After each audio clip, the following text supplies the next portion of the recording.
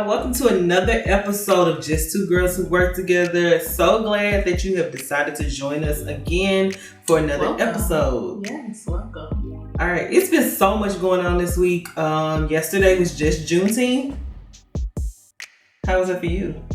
It was cool. I had a nice little mini celebration because, Corona, less than 8 people. Got on now. Outside, 6 feet apart. But, we still turned up in our own way, had our wine and our snacks and our little picnic. That's what's What'd up. you do? So we had, we do Juneteenth every year as a company, but yesterday it was definitely very, very special. Our company has decided to officially recognize Juneteenth as a holiday, so a lot of support there. It just felt real special and super excited because I just feel like this Juneteenth, for whatever reason, I think it's, of course, not thinking but knowing, it's due to everything that has been going on. I just think we're going to see a difference going forward. This will not be, like, we can't go back. Right. We can't go back. And so we had a really good time. Had a lot of people out there, and we just kicked it. We kicked it how we kick it. As you should. Right, as you should. So that's bias. What'd you say? Of course, bias. Come on, FUBU. But yeah, we kicked it. We kicked it for sure. But yeah, but you were talking about some current topics that you want to get to. Yes, the gentrification of the movement. It has been. So explain what you mean when you say gentrification of the movement. Okay, so I feel like there's a difference between an ally and somebody that's just like trying to get in on the cause for their social media platform or for their business. You have these businesses that are like giving millions of dollars to nonprofit organizations for the betterment of Black people, which is cool. That's great. But also it's like, I feel like all these businesses are doing these things, and then you have these murals getting painted on streets, but they're not giving us what we're asking for. It's like, when we work together, remember those times where they would just buy us pizza? Yeah. Those pizza parties, it's like, okay, great, that's a pizza party, but like, what does that do for me? Right. Nothing. But thanks. I definitely see where you're coming from, and I think I said this last episode or 2 episodes ago.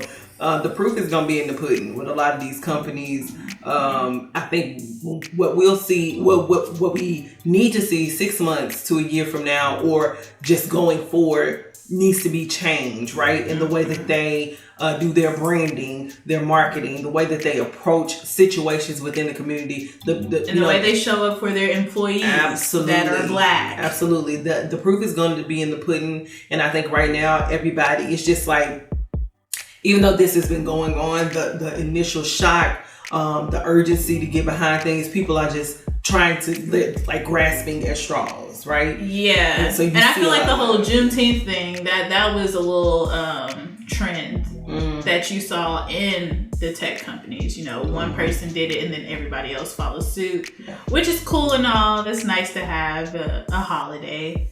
But like I said, I feel like they're giving us things that aren't what we really want. They're not going to actually like provoke change, implement change, and sustain that change.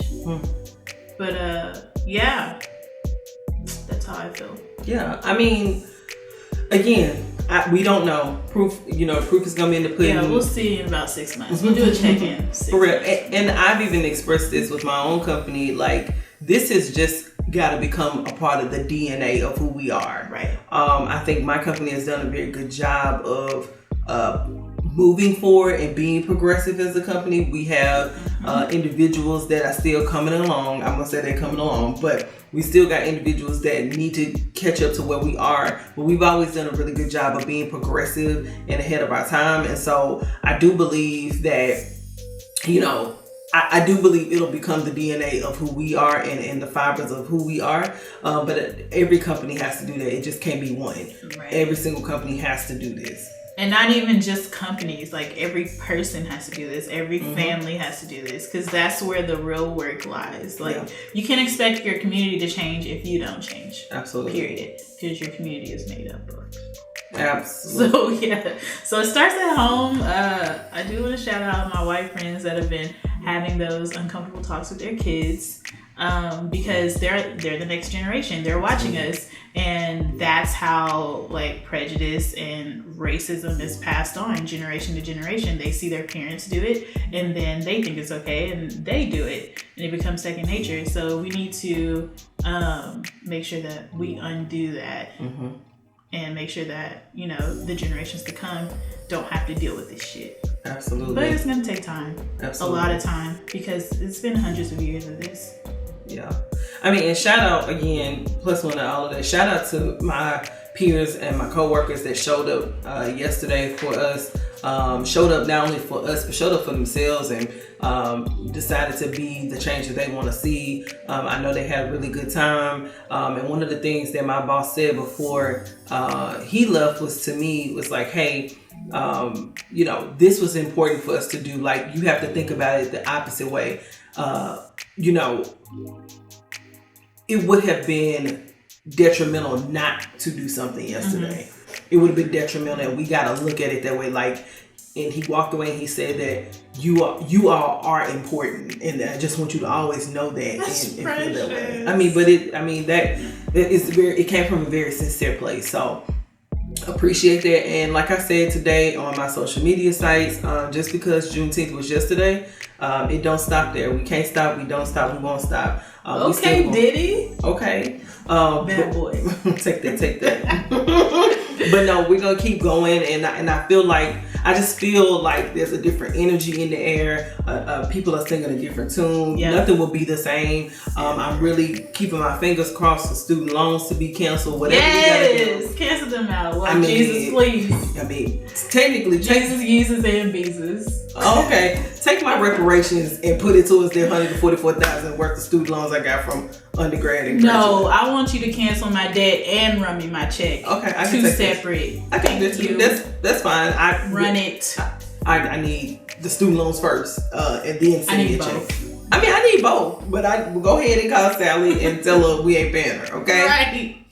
She ain't getting shit else. Okay, never mind. I incriminate myself. Anyways. Hey sis. Bye sis.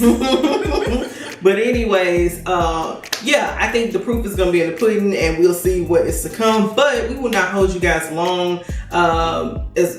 As we said today, our topic will be, I don't even know if we said our topic. We didn't. We just went right into talking. It's all right. Hey, our topic for today actually is the Millennial Toolkit, right? So again, let us make a disclaimer.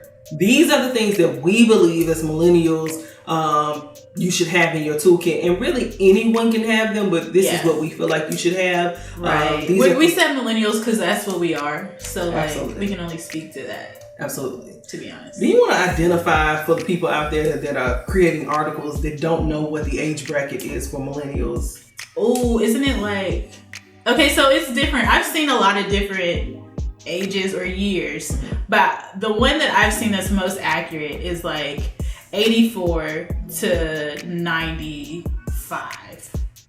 That would be 84 to 95. Yes.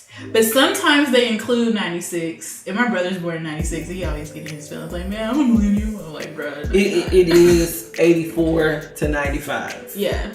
And we're a little iffy on that 95. Right. Right. But like I said, like depending on the source that you look at, they give different years. Yeah. That's what we consider a millennial. So shout out to all our millennials. Gang gang. And the wannabes. Ooh, she said it, I did. I mean... Because you do have those like I said, my brother, they don't identify with, what is that, Gen Z? I don't know. Anyways, they be doing some crazy awful stuff. Anyways, what we talked about is a Millennial Toolkit, and these are just some things that we think that you should have at this stage of your life. Keisha and I are both 30, and so there are things that are priorities. Flirty and thriving. Actually, y'all know what's up? Y'all, I'm 31. Yeah, you are. I went with it too. like answer this question. Like at a certain age, do you like start forgetting? Like that's wild. Like for real, y'all. I had a whole birthday this year. She sure did. And didn't even think about it. Anyways, I'm 31. She's 30. But these are things that we've discussed, together and with our, as friend girls. Like we've taken pieces of that and thought about like what are things that you should have at this point in your life. So we will kick this thing off. What was our number one thing? Number one, financial advisor. Financial advisor. So you have financial planners, you have financial strategists, you have advisors. I think for me, it is so important that you have a financial advisor because most of us are in a place where you're making more money than you've ever made before in your life. Maybe even more money than your parents. Yeah. And you need someone that has that education about finances and where to put it. Also, they can help you with those taxes. I know for me, I do not have any children. My husband and I... No kids. Okay. We don't have any children. Also, we do not file together. And because of the type of money that I make, they tear me up in taxes. And so having a financial advisor, they were able to educate me on ways to like how to file my taxes, what I should do, breaks, things of that nature. So it's just important that you do have a financial advisor to me. Yeah, that, and then also like do your research before you make big decisions. Absolutely. Like buying a car, because a lot of us, like you said, we're in our early 30s. We're making big purchases because we have the money to do that. So make sure you're doing your research before you buy that house or before you get that car. All that. That's where a financial advisor definitely helps. They can let you know, if that's a smart move financially for you, or if you should be taking your money and investing it elsewhere. Right. They just are good, unbiased people to have in your life when you make decisions. Yeah. Yeah. They're not standing to gain outside of, if you pay them for their time and services, they don't really have anything else to gain from that, so it is good to have them in your corner. Right. Number two, self-care plan. A self-care plan. So this comes up because the field of work that I do in safety, what we have for every employee, especially those that deal with more egregious situations, we have a self-care plan because sometimes, as we know, it can become too much, and life can become too much. And so it is important that you have a self-care plan. People around you should know what your self-care plan is so they can identify when you're kind of going through it and what they could do to help you in those times. And also you need to have a plan so that you can identify when you're having issues. Yeah. And self-care plan could be everything from like a ritual that you do weekly, like, Issa and Molly's self-care Sunday. I do a self-care day every week, once a week. But then on top of that, you want to, like she said, have a plan for whenever you go through those phases where you're like angry, upset, sad, where you can just go to these exercises or whatever that you do to make you feel better and get to a right place again. So I know I have my little quirks and things that I do because I have social anxiety, I have depression, I got a lot going on. So speak life, sis. You do not have those things anymore. But they're there. I just know how to what's the word? Manage it? Yeah, that's it. Because I was going to say control, but I was like, nah, that ain't it. But yeah, I know how to manage them. Whenever I feel myself like getting down, I like don't isolate myself. I make sure that I'm taking care of myself, like physically, mentally, and emotionally. I journal, and like you were saying, like at work, I've had some situations. I worked in safety, and I've had cases where I literally like had to go cry. It was that intense. I have seen some crazy stuff, but I go put myself in timeout for like 30 minutes, and then I'm good. And everything's all good. I can go back to doing my job, go back to being Keisha. But you must set time aside to take care of yourself, because if you don't take care of yourself, then it's gonna come out eventually, and 9 times out of 10 it's not gonna look pretty. Yeah, that self-care plan is important. It's important for other people around you to know what that plan looks like, especially those that are close to you. So, your friends, your spouse, your parents, people that you come in contact with, so that they can know. Like, one of mine is like, I have boundaries with people. Like, if I just came in from the day, like, let me decompress or whatever, I'm gonna let you decompress. Like, those are things that I have to put in place because I know what I do with all single, all day. Sorry, all single day. All day. All the single days. All the single days. All of them. So I have things put in place for me to better myself, and I need people around me to honor those things as well. So that's it on that. And communication is huge. You can't, how sometimes people might just shut down and stop talking, and you're like, well, what I do? Like, what's going on? Absolutely. And then they don't communicate to you. She's doing it the right way. She's communicating her boundaries, and she's setting them and letting you know. Oh yeah, because I'm the queen that I will shut down and be in my own head, so I've had to do that. But moving on to the next one. Number three. Number three is have a mentor. Ooh. What was that for?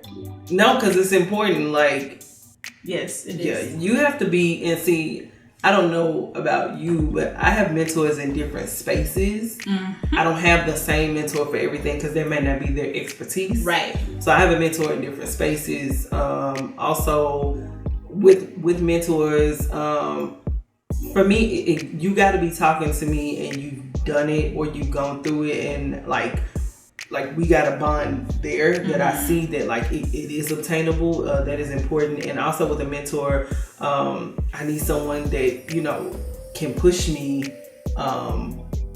push me more than I push myself. Right. And that is consistent. I think that is important as well. We may not talk every single day, but you're consistent in your behavior or a conversation whenever we talk. Yeah. And then also, like, if you don't have a mentor, there are a lot of like great humans out there that you can do some research on, read books and stuff, and just go there, start there if you don't have anybody. But definitely get a mentor. It's literally life changing. It has been for me. Like you said, like I have mentors in different areas. I've had I've had people that help me professionally, and then also like outside of work with just relationships and dealing with stuff. So yeah, it's great. You're so silly. I didn't know what to say after that. It's all right. It's all good. But no, having a mentor is very important. We all need people along the way that will help us build or become the person that we are, and those people are pivotal. Is that right? Pivotal, yes. Pivotal. They are. And the person that you will become, and so you need those people, and they're very important to your foundation and to your growth. So that's that. Yeah. Next. Number 4, friends, and those are supposed to be your accountability partners at this point in life. My friends are goals, your friends are foes. Is that the word? That's how we roll. I haven't heard that song in forever. I forgot about that. Yeah. Yeah. Friends. Yeah. Listen. Friends. We can How many of us have friends? Once we can depend on. I'm talking about a friend to the end till I lose all my wind. You see how I mixed that Will Smith in there with it? I see. Millennial was my album. Oh, okay. Okay. Anyways. I don't know. Will Smith album. Yeah. But yeah. So back to friends. It's cool to have like associates when you're younger, people to kick it with and hang with. But at this point in your life, you need real, true friends. Baby. Because at this point, shit is hard. You do. I think Keisha and I have talked about this, and we talked about this in our friend girl group. Yeah. Shout out to SWV. SWV. Sisters with Vision. Yes. Ooh. Some of us got voices too. But yeah, we sisters with vision. No. But no. Seriously, I think we discussed this. Like when you're a kid, your friendships are usually based on, oh, you like red, you like the color red, I like the color red too. You like this, I like that too. When you become an adult, it's more of an emotional connection. Yes. That is there, and it's like hey, I know this person got my back, or this person is going to be honest with me. This person is not going to hold back. This person, if something was to happen to me, they will be able to hold things down. You know what I'm saying? Like, and I also tell my husband a lot of times, I got friends in categories too. Me too. Like, again, with like the mentor thing, I got certain friends for certain things. Like, I got my friends that I know without a shadow of doubt, that's my rider. I ain't even gotta say nothing. If I call, what we pulling up at? Right. What's up? Yeah. That's that. I got, you just have friends in different categories, and I think as a child, you don't really do that. Everybody your best friend. I wasn't like that as a child. I was. Were you really? I mean, my best friend. But I feel like you're more social than I am. I wasn't like that. I don't know. I mean, you're friendly. I'm not. I am friendly. I never have been. Okay. Sorry. I just don't talk to people. Like, if me as a child, I really didn't talk to people. Like, if you ain't talk to me, I'm not talking to you. So I was a very friendly child. Now I have a set group of friends that are still my best friends to this day. But I thought that growing up, you would be friends with people forever. Everybody got that title from me. Right. As an adult, everybody don't get that title from me. You're friends, associates, co-workers. Like, to be my friend, you have got to go through something with me. You done been through the fire with me, or you done been there for me in a way, or it's just like a connection. Like, it's I do levels to this. Yeah, and I do believe you have like friends that are soulmates. Like, I do believe. Yes, I believe in that too. I believe you have friends, and I have friends like that we've not known each other. Like, we've only known each other for maybe 1 or 2 years, and that's like we click. And like we click heavier than people I didn't know for years. For sure. I got a friend like that now. It's just like, I don't get it, I don't understand it, but it's just like, I can't really stand you, but I love you. You know what I'm saying? I don't know how we click like that, but we just click tight. Keisha, it was kind of like that for us too. I was gonna say that. Yeah. And you must be my soul sister. And then, like, also when I got laid off, I feel like you felt it more than I did. I did. I was like, what is happening? And that was like our first real situation friends. It was. And you called me so quick, and I was Y'all, I was nervous. I was nervous. Happy. I know. I'm thinking she's gonna be distraught, y'all. Like, tore up. I was telling my other coworkers, I was like, I gotta call my girl and check on her. Oh Lord, because I had already checked the list. None of.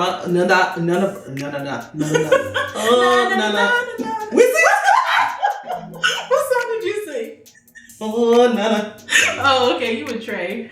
I was doing Nelly. What were we even talking about? Anyways,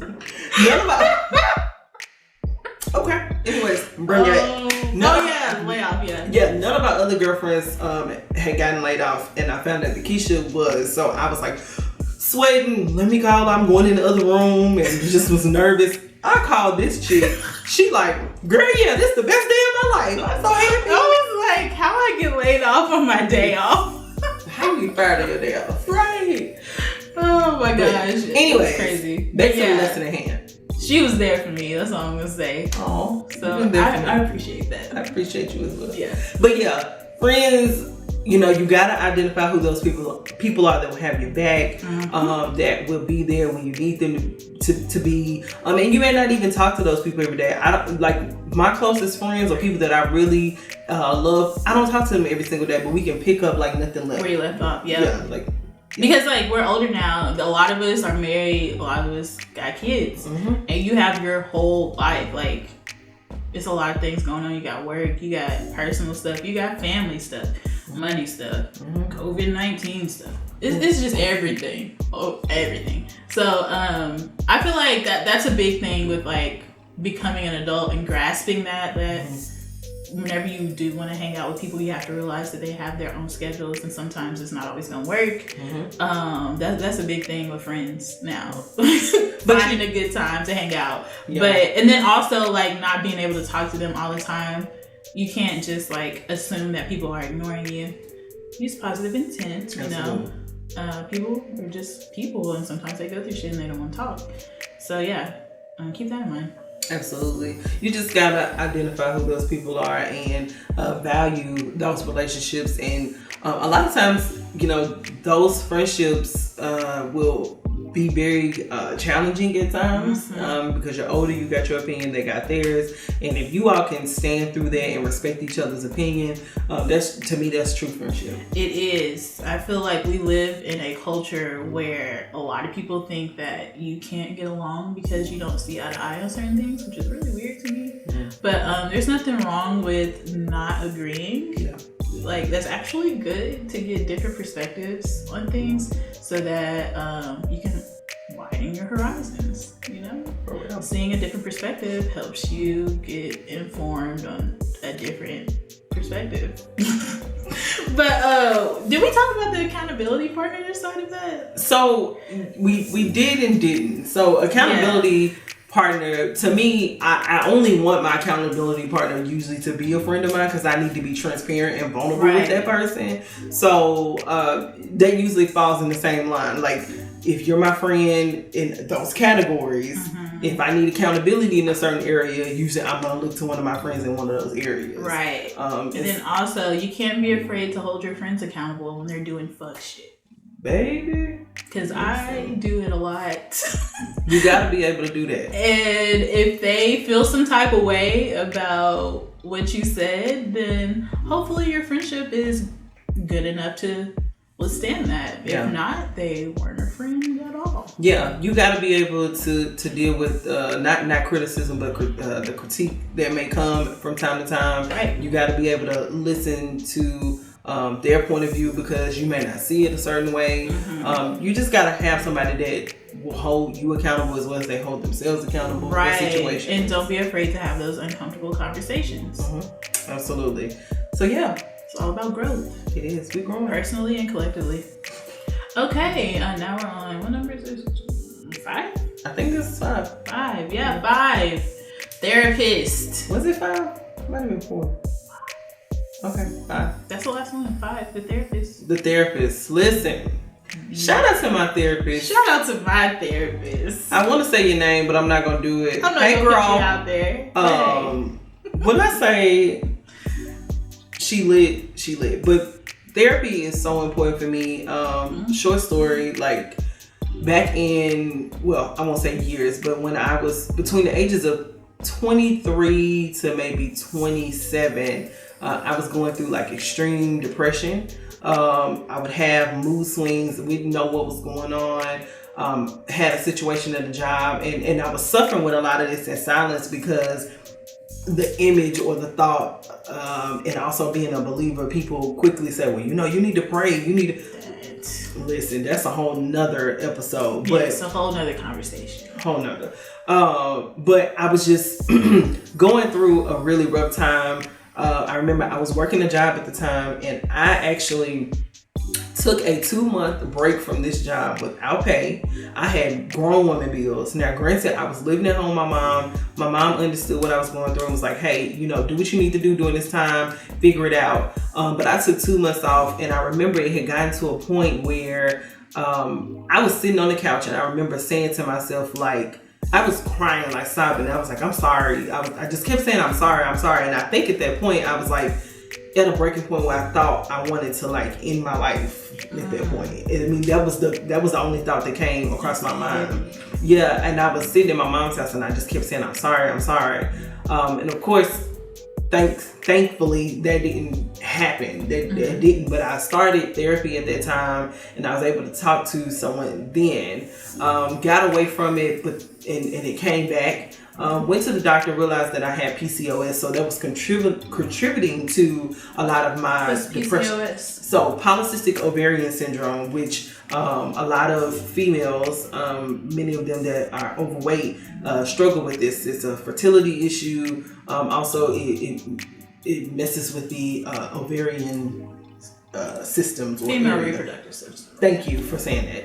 And so realized I had that. It was contributing to my hormones and mental issues. Also, I did some research and realized that a lot of young women like myself during the age bracket dealt with mental health issues. I didn't know that was like a thing. And so I didn't realize that. But then being able to identify those things, I then sought therapy because I wanted to learn how to cope and deal with those issues. Also, I wanted to learn how to just have some tools when I get into that space. Mm-hmm. And so I sought therapy, and I've been with my therapist for a while. We've made tremendous strides, gotten to the root of a lot of issues. And so it has been so beneficial for me to have that voice there of reason, because I do believe that God puts people on this earth for them to be a resource in that way. And so she's been phenomenal.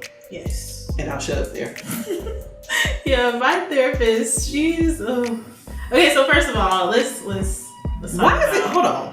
That always happens every time we shoot. Somebody want to be extra. Somebody want to back it up and dump it. We sorry, y'all. If y'all hear that, we so sorry. But last time I couldn't even hear another video. But anyways, okay, so I've been through some traumatic things in life, and like her, I was suffering in silence.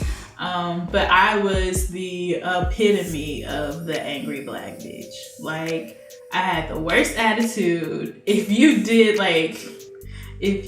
made the slightest error in my food order, I would have snapped. Like, that was me. I was horrible.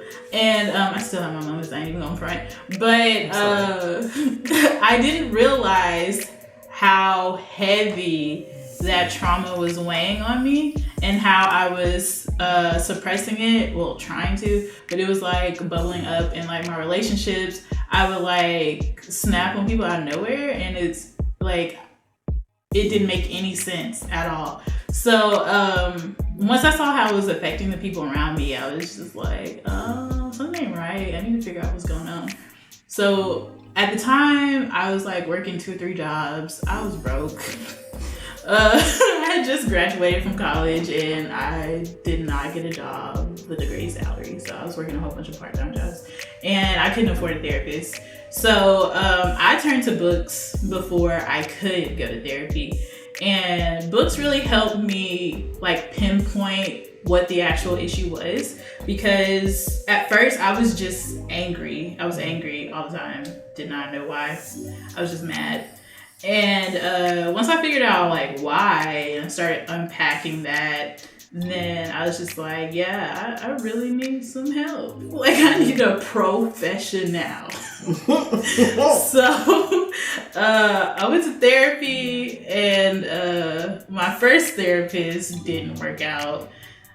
And I was like so defeated, because it took a lot for me to even go to therapy. Like, I was literally scared to confront the past trauma that I've been through. So when you've been through a lot, you don't want to relive it, and you have to do that whenever you first go to therapy. You have to tell them about what happened, and I did not want to do that. So it took me years to go to therapy. Finally get there, find a therapist I like, and then after like 3 months, I had to get another one. So it's like, dang, we were getting somewhere.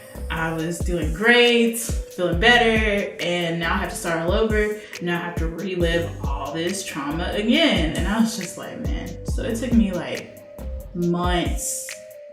Like, I say maybe 3-4 months before I tried to find another therapist. And luckily, this therapist is still around. Hey girl, hey.